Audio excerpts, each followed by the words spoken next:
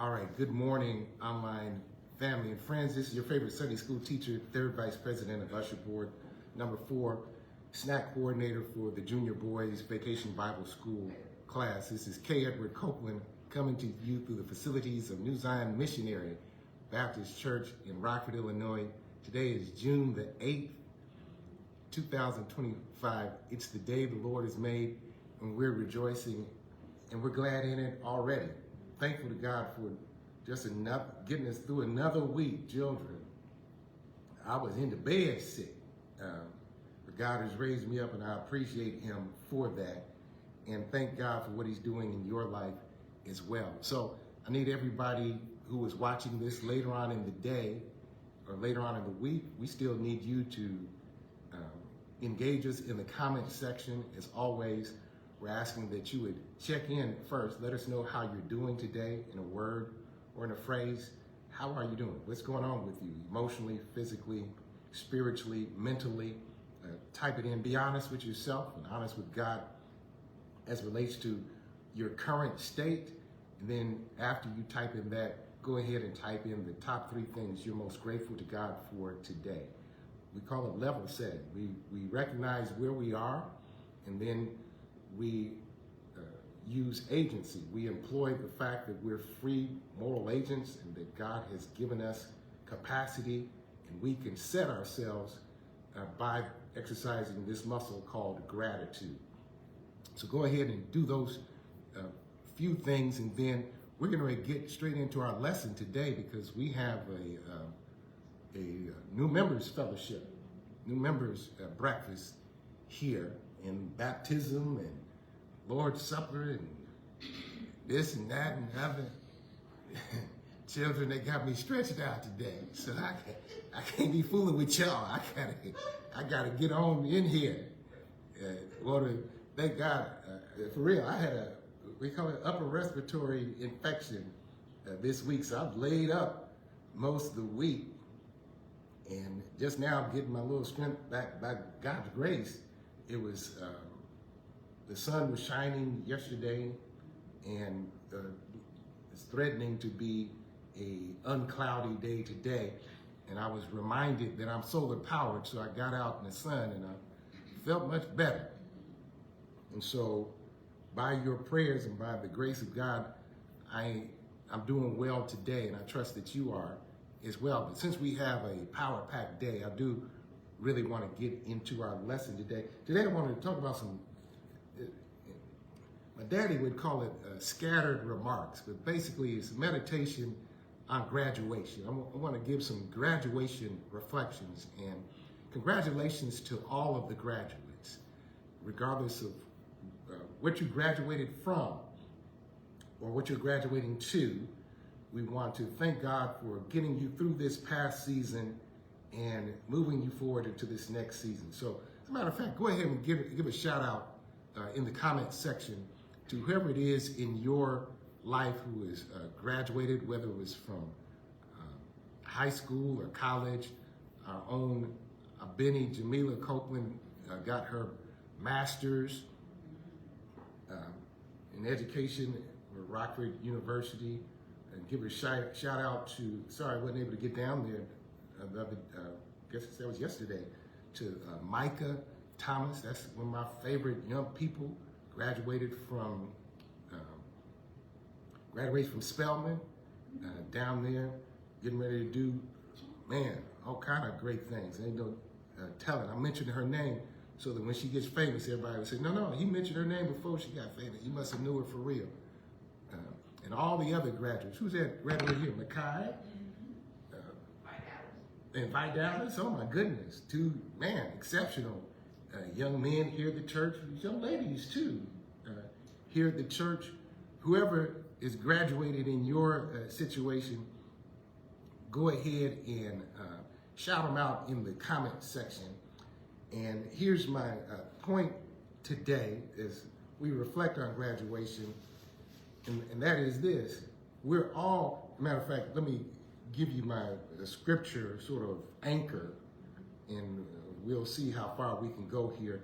If you'll go ahead and open up your Bible to 2 Corinthians chapter 3, verse 17 and 18.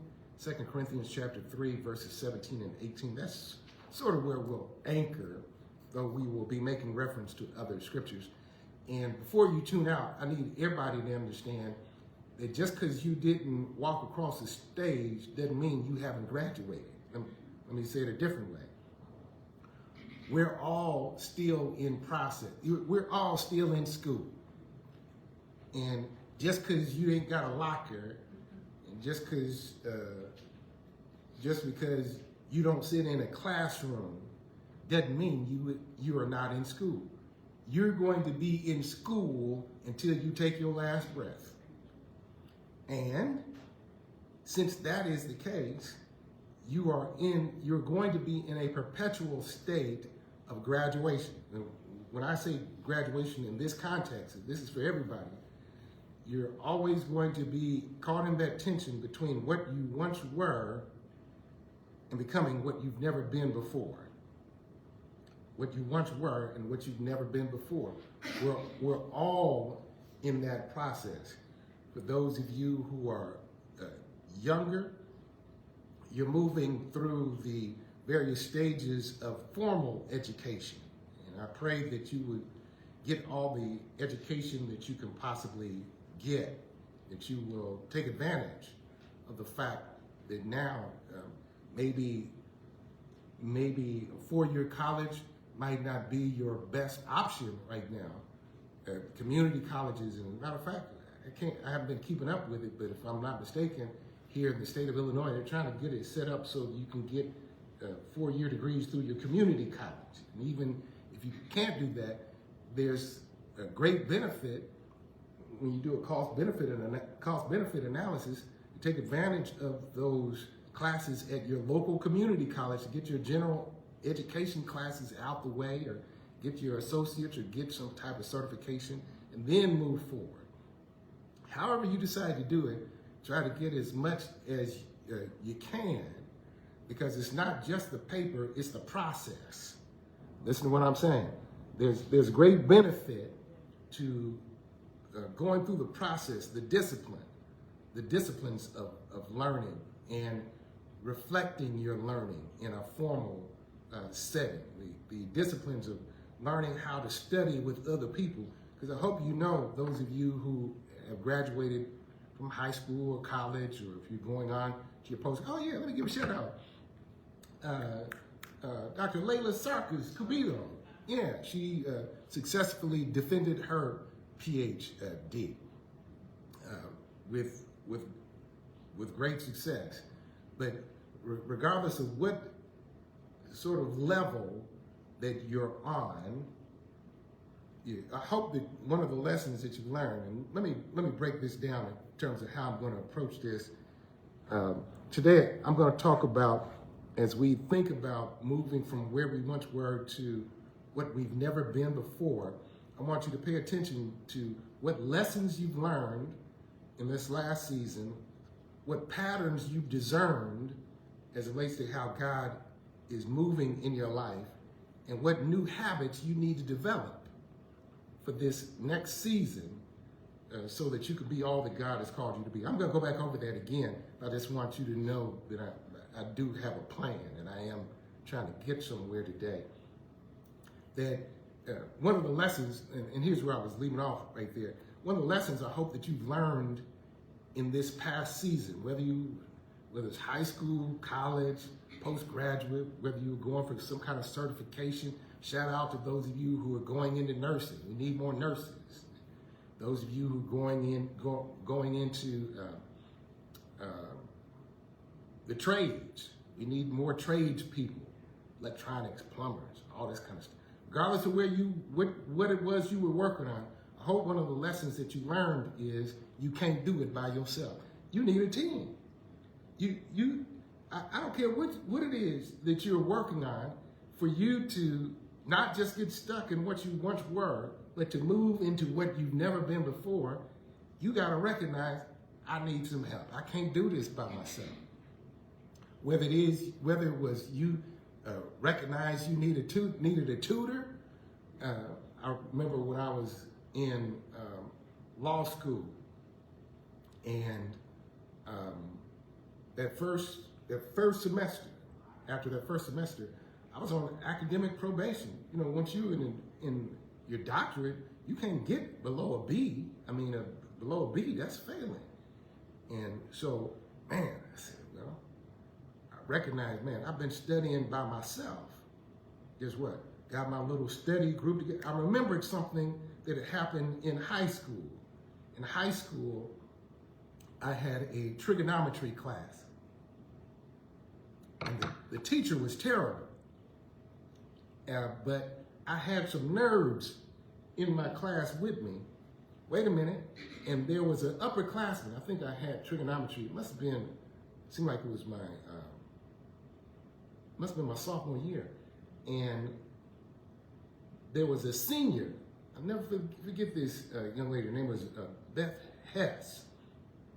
So Jeff Davis, who was in my class, a super nerd. Matter of fact, he's a nuclear physicist right now. He's in my class. And then Beth, she was a senior. Jeff would help me in class, and I told Beth, look, I'm struggling. And then she said, well, man, let me see. Let me help you. And so she helped me. Now, here's my point. Neither one of them had ever been over to my house. Actually, Jeff and I became friends. Matter of fact, I sang at his wedding later on. But neither one of them had been over to my house. We didn't per se hang out like that. But I needed help. So I said, well, who the nerd, who the geek, who know what they talking about? I said, okay, it's Jeff knew, and we became friends. And I mean, we were already cool, but he's like, man, yeah, I can help you, man. Look, this is how this, blah, blah, blah, this, that, and other. Beth, we had another class together. We were in the choir together. She said, well, man, let me see the book. Look, you got to blah, blah, blah, blah. And by the grace of God, and here's all I'm trying to say. By the grace of God and the help of others, I was able, listen, to go where I'd never been before in trigonometry. This is what I'm trying to say to you children. There's something, some of y'all, you don't have a trigonometry book. You ain't got the calculus book, but you dealing with some calculus problems right now in your life. And you ain't gonna graduate unless you get some help. That's all I'm trying to say. You gotta open, what the children say, a closed mouth don't get fed. And people who won't humble themselves to get help will never graduate to the next level, graduate to the next season, graduate to the next thing, the next level of glory that God wants to reveal in your life. Let's get some Bible on this and then try to move forward off of this. Y'all tracking with me so far? I'm just talking about some lessons right now. I ain't even got full blown into into what I'm trying to say. But one of the lessons you should have learned is you can't do it all by yourself. 2 Corinthians chapter 3, verse 17 and 18 says, now the Lord is a spirit. Where the spirit of the Lord is, there is liberty. But we all, with unveiled face, beholding as in a mirror the glory of the Lord, are being transformed into the same image from glory to glory, just as from the Lord, the Spirit. You know, the reason I want to anchor ourselves in that scripture is that it's God's desire that we move from glory to glory. That as we recognize what God is doing in our lives, as we see Him, we are being transformed into the very image of Christ on levels over a process of time. From graduation to graduation, over time, I ought to be more like Him. Now, this is what I'm saying. The ultimate graduation, and let me show my hand. The ultimate graduation is when we will see Him, and when we see Him, we'll be like Him. That's how we know we have graduated. And I'm not going to ask you to turn to it, but let me read it. 1 John chapter 3. 1 John chapter 3, verse 1, 2, and 3 verifies this point. I want you to keep those together. 2 Corinthians chapter 3 and 1 John chapter 3. 1 John chapter 3 says, see how great a love the Father has bestowed on us, that we should be called the children of God, and such we are. For this reason, the world does not know us because it did not know him. Beloved, now we are children of God, and it has not yet appeared what we will be. What did I tell you? We're in between what we once were and what we've never been before. It has not yet appeared what we will be. We know that when he appears, we will be like him because we will see him just as he is. And everyone who has this hope fixed on him purifies himself just as he is pure. In other words, the ultimate goal is to be like him. God has saved us so that we can be conformed to the very image of God. But that happens over a process of time. It happens from glory to glory. So if I'm going to participate in this process, what do I need to do? I need to pay attention to the lessons that I've learned in this past season so I don't have to repeat that grade. See, some of us are perpetual third graders. You still working on your timetables and your now you're supposed to be working on calculus, but because life is throwing you calculus right now, but you still struggling with your arithmetic and multiplication and division. You still stuck in third grade because you didn't pay attention to the lessons that you learned in the last season. So again, I recognized sort of late in my education career, I said, wait a minute, I do best when I humble myself and ask for help early, when I study with others, when I find people who are smarter than me and say, listen, can you help me? Can show me how to do what you do? But then, not just the lessons like that, and let me pause right here. What lessons have you learned in your last season? I don't want this just to be a sort of theoretical thing. I want you to pause for just 1 second. It's okay now. What have I learned? Maybe it wasn't that you need to humble yourself. Maybe it was something about the rhythms of your life. Now, this is very interesting. This is coming to full relief for me just this past week because I was sick and had just finished teaching a lesson about the rhythms of rest. And so I had looked at my schedule. I said, oh man, this first week of June, I said, man, I ain't got nothing special planned. Man, I'm gonna get this done, I'm gonna get that done. I had all my little piles of work laid out here, all this kind of stuff. Oh, I'm gonna do this, I'm gonna do that, I'm gonna do all of this. Sunday night, my throat started tickling. I said, man, got some Benadryl. And Monday, Tuesday, I went to the urgent care. I said, look, doc, I need some help. And basically, you know what the doc said? He said, look, take this medicine now, stay hydrated. And in essence, I'm paraphrasing, go lay your fat head down. I said, well, that's what I should have been doing from Jump Street. I was not, listen carefully, I was not attending to the lessons that I've learned previously, that the rhythms of rest will impact my productivity. That every open space, I can't fill it with new activity, that I have to have margins. I have to plan my rest. I have to plan my recreation. I have to plan, okay, well, man, I'm gonna go work out here because that's important. I gotta make sure I do that. But now I gotta make sure I have space for just reflection. I'm gonna go sit by the river and just look at the ducks and the geese and all that kind of old stuff. I'm gonna do some art. I'm gonna work on my, whatever. All I'm trying to say is rhythms.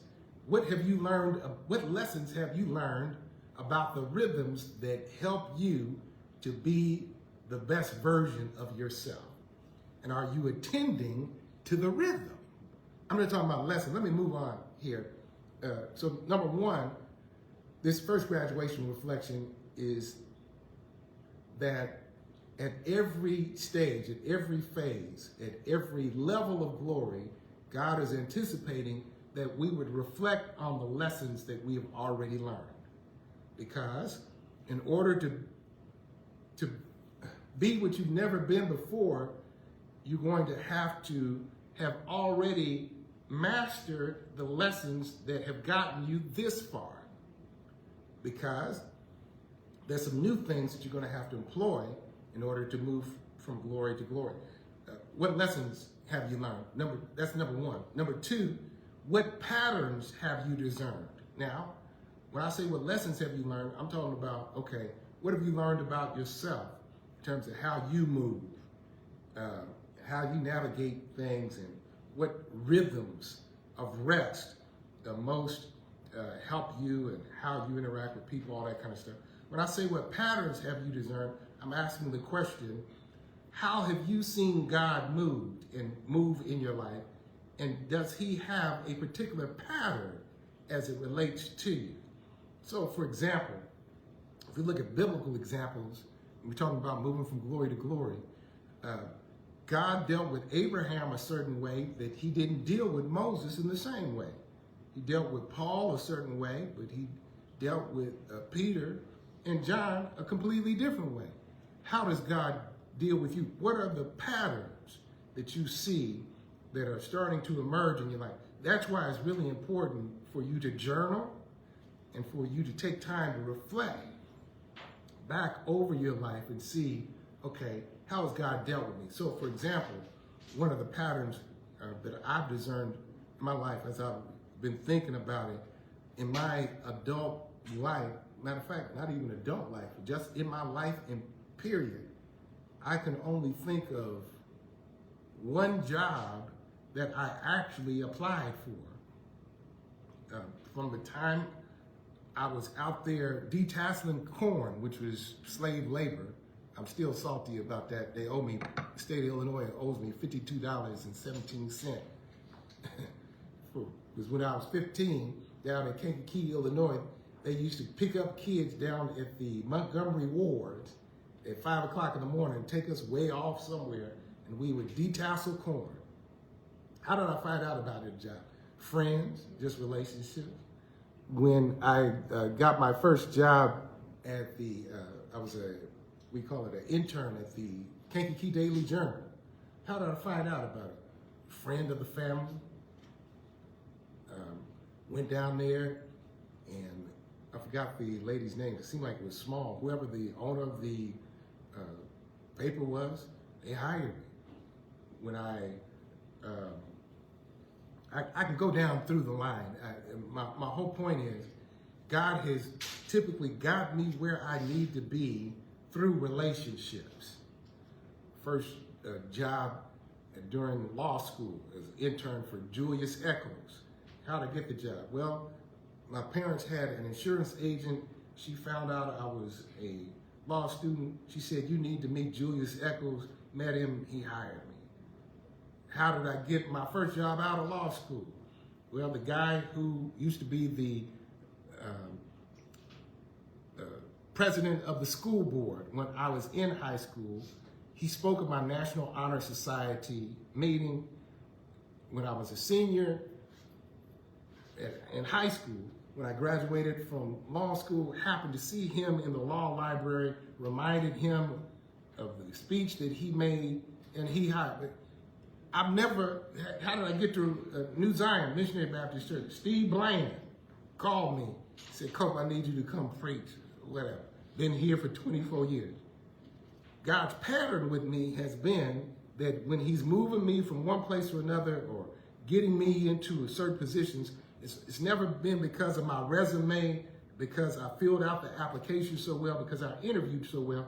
It's always been through relationships. So I pay attention to relationship. When a new person comes in my life, I ask her, okay, who is this person? How am I supposed to interact with them? What's their role in my life? Because his pattern with me has been to move me through relationships. Now, what is his pattern? Now, that ain't everybody's pattern. What's your pattern been? How has God been moving in your life? And have you been paying attention to the patterns? Because, see, sometimes God is teaching us, he's teaching us not just about ourselves, he's teaching us about how he likes to move in our particular lives since he loves us as his sons and daughters. And just like I don't treat my 3 children exactly the same, I treat them and interact with them according to their temperament and personality, God is a much better father. God is an infinitely better father than the best father that we know. And he deals with his children according to your temperament and personality. Now, if you're hard-headed, you'll look back over your life and you'll see that God has had to give you some hard knocks to get you where you want to be. Some people, God, like Abraham, he'll just show up at the house, sit down and talk with you and show you the next move that you need to make. But the point is that you are responsible for looking back over your life and discerning the patterns. So if you pay attention to, for example, the life of David, whenever David got into a situation, the Bible would talk about, he would do things like he would go and sit in the presence of the Lord, or he would go and, the Bible says this very frequently about David, he inquired of the Lord. What does that mean? Somehow or another, David would find ways to sit down and just be still so that he could hear what God was saying. You remember in, 1 Samuel chapter 30, when David's family had been kidnapped and the city had been burned and they had taken away all the women and children captive, and David's own men were talking about stoning him. What did David do? He went and got the ephod. He went and inquired of the Lord. Said, Lord, what should I do? He said, will I get it all back? God said, you're going to get it all back. Go get it. And David went after that thing because he had recognized, listen, regardless of how much chaos is going on around me, if I can just sit still, I believe God is going to show me exactly what I need to do. And that's exactly what happened. So what pattern did you discern? How has God been moving in your life? Think about the last year or so. How has God been moving in your life? When I say, how's he been moving? What has been his pattern? Has he moved through interruptions? Has he moved through surprises? Has he moved just silently, just a gentle nudging? Has he moved by closing doors? You know, Paul, for example, Paul is the type of fellow, God could sit down with, like a fellow with David or like Abraham. God would just come to Abraham's house, sit down, eat with him, say, well, man, am I going to hide from Abraham? This is Genesis chapter 18. Am I going to hide from Abraham from what I'm getting ready to do? Because Abraham, I do. He said, look here, man, I'm finna do this, finna do that, blah, blah, blah. That's how he dealt with Abraham. Paul, how did he have to do with Paul? Paul was getting ready to go persecute some Christians. God had to slap him down, blind him, and then talk to him or whatever, because he's hard-headed. Guess what? Acts chapter 16, how God had to deal with Paul. He had to keep closing doors because Paul was such a go-getter. God closed this door, and then finally gave him a FaceTime from a guy over in Macedonia. He said, man, come over here and help us. Paul wasn't planning on doing that, but he went over there because that's how God was leading him. Now, if you read, for example, 2 Corinthians chapter 11, you'll look at all of the hardships that Paul faced, shipwrecks and beatings and stonings and all this kind of stuff. He had a different type of personality, and very often God would move him from one city to another city by causing a riot in the city that he was leaving. Now, since we are all in between where we once were and where we've never been before, it's my responsibility not only to pay attention to the lessons that I've learned, but what has God's pattern been in terms of how he's led me before. That does not mean he's not going to open up new vistas, but the truth of the matter is, if you pay attention to the biblical characters in your own life, God tends to deal with certain personalities according to certain patterns. And you have a particular temperament, you have a particular personality, you have a particular gift mix that God generally will lead you a certain type of way. Let me give you one more lick, and then I'm going to let you go today, because we got to get ready for all the stuff we're doing here. Number one was, what lessons have I learned? I'm moving from glory to glory, from one sort of phase of my Christian development and formation to another level, another dimension, another season. So I got to remember the lessons I've already learned, so I don't have to keep repeating that. but what patterns have I discerned as it relates to how God is dealing with me, so that when I start noticing things, so for me it's relationships. So when God brings new relationships into my life, I'm like, okay, what's this about? Are you moving me into some kind of new arena? Are you expanding something about my ministry, or are you expanding something that you're trying to get me to grow up in? But then here's this last one. What new habits do I need to develop so I can become more like him? This is the main one. What new habits do I need to develop, not just in general, but so I can become more like him? Because that's the end goal. Remember, we started at 2 Corinthians chapter 17 and 18. It says, verse 18, we with unveiled face are beholding as in a mirror the glory of the Lord. Wait a minute, and we're being transformed from glory to glory into that very same image. So, given the lessons I've learned, the patterns I've discerned, what new habits do I need to develop in this season? See, I haven't been in this season before. Okay, so high schoolers, now you're getting ready to go to college. Guess what? Mama ain't gonna be there to wake you up. Ain't nobody gonna be telling you gotta get the lesson in. You in college now.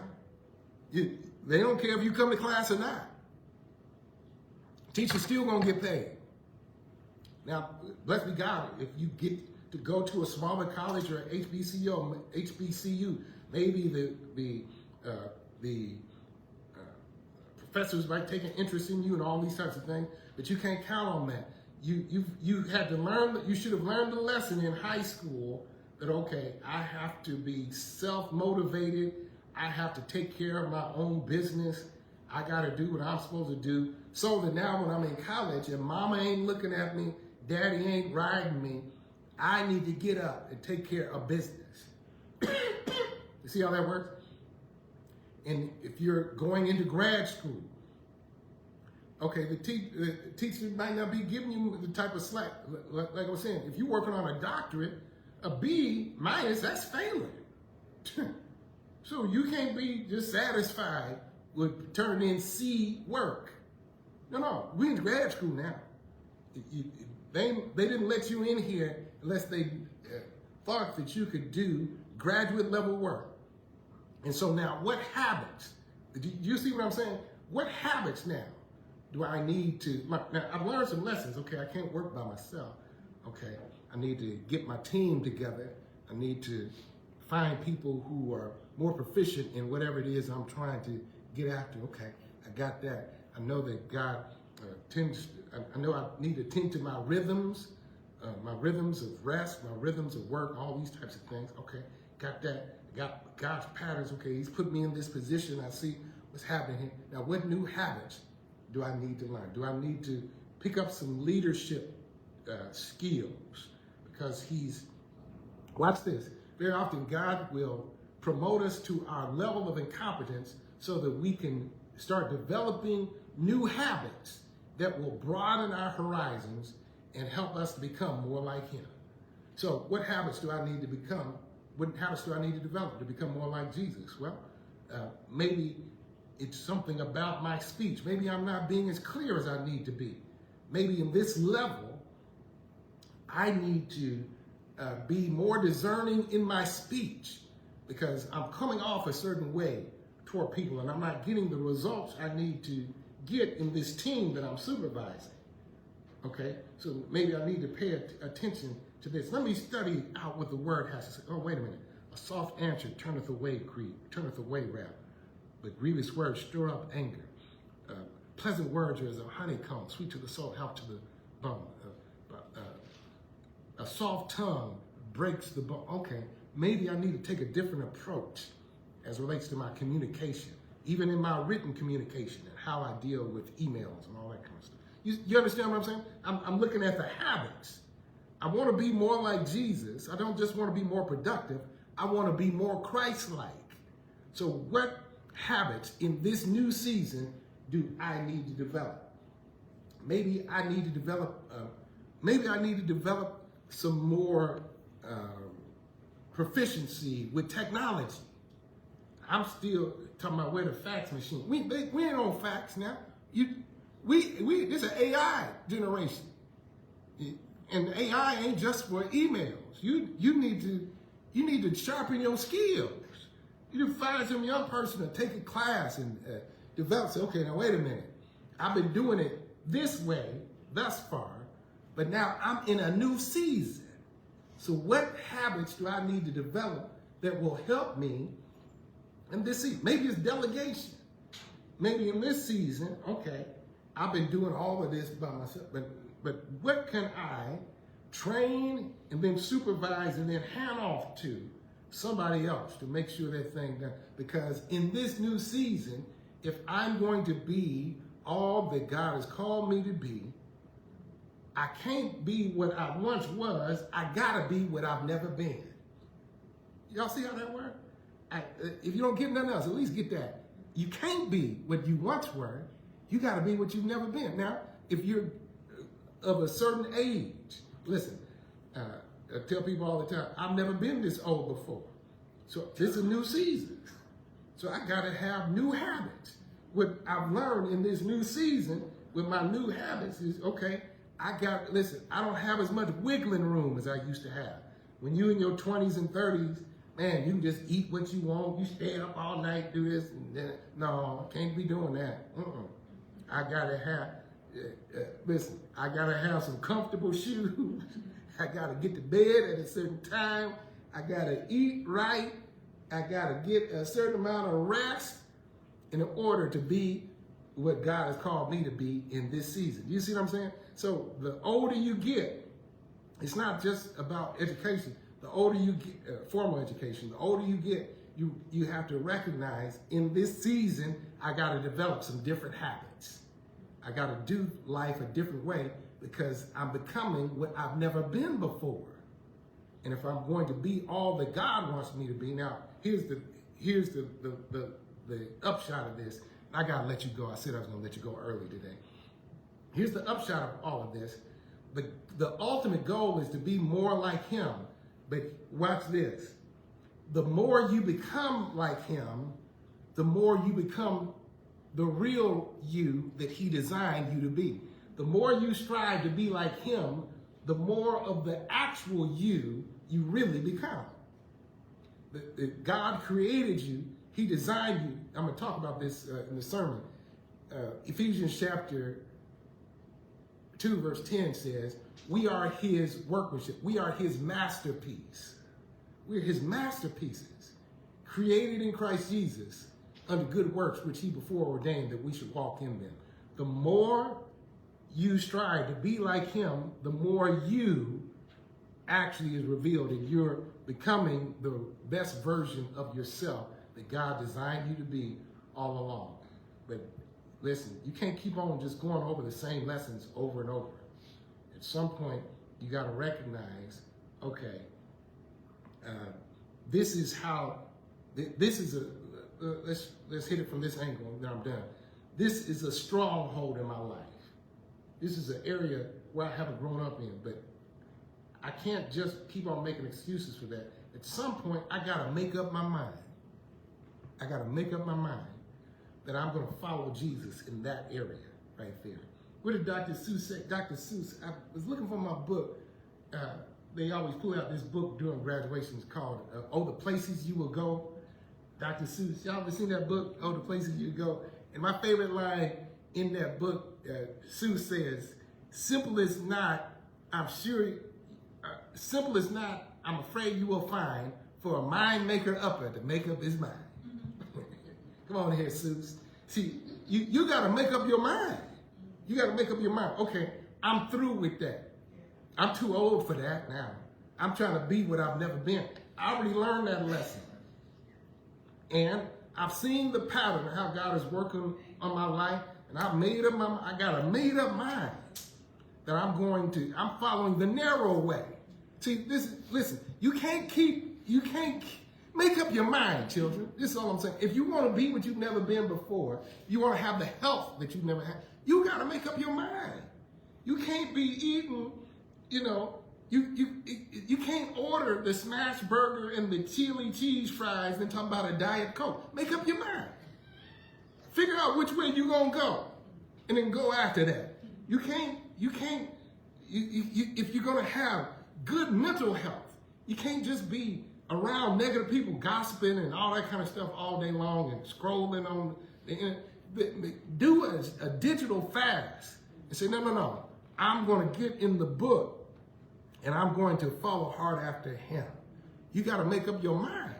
If you're going to do that business, if you're going to write that book, you're going to create that song, if you're going to do whatever, make up your mind and say, you know what? I'm going after this. Now, what habit do I need to develop? Now, watch this. Now, I've just discerned this week. I recognize that God has given me some gifts that I can't use unless I'm employing them for other people.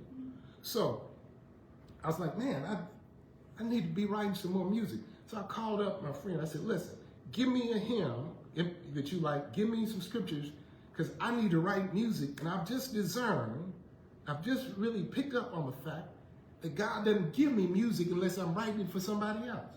So give me some prompts and I'm going to write you some music. You see what I'm saying?